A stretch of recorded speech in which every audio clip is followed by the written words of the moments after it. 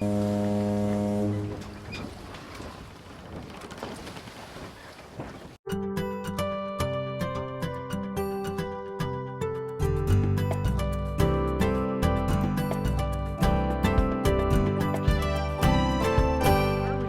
in the little, well, small town of Nanortalik in southwest Greenland. It's the largest of the southern communities, really. It's called Bear Island, but they really don't get many polar bears here. It's obviously something from the past. And it's very pretty, very picturesque. And I know our communities on board are very much looking forward to meeting the communities here. A lot of excitement, so it's really, really good.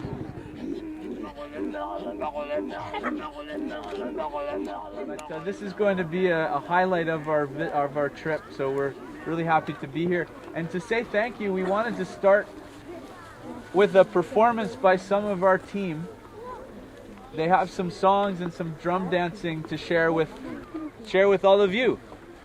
So take it away, David and Sylvia.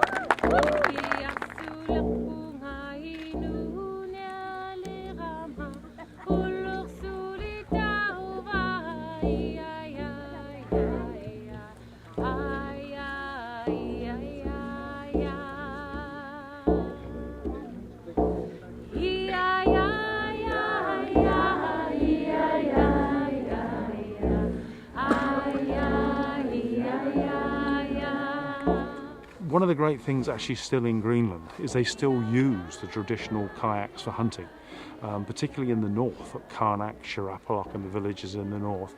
It's law that they have to hand harpoon a narwhal. They can't just shoot it, because if you just shoot a narwhal it will sink. And also with a kayak is a very, very silent approach.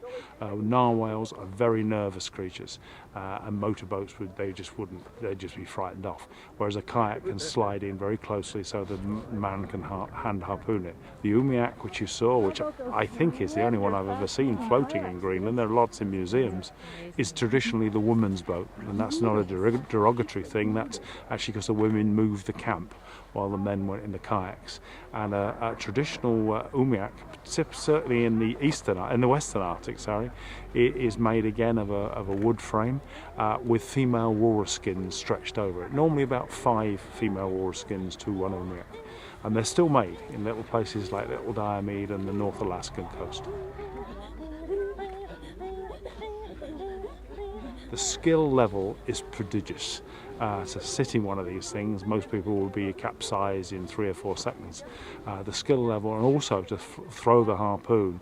And the reason for the kids watching, which was I'm sure they were so impressed, is the ability to roll a kayak. And many of the really good ones can roll it 5, 6, 7 times. And that's not just a show, that was necessary when they're hunting, if they did get capsized, to get themselves back up again, because you don't stay alive very long in this water. It's very cold indeed. All these skills are related to hunting and related to the ability to keep the kayak upright as a hunting platform.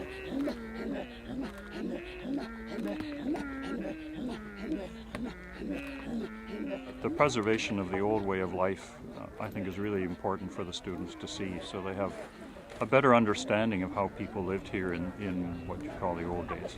I try to preserve my own culture, and I think it's really refreshing to see other people trying to do the same, because it's those traditions that define people. Like your beliefs and your values come from your culture, which essentially define you.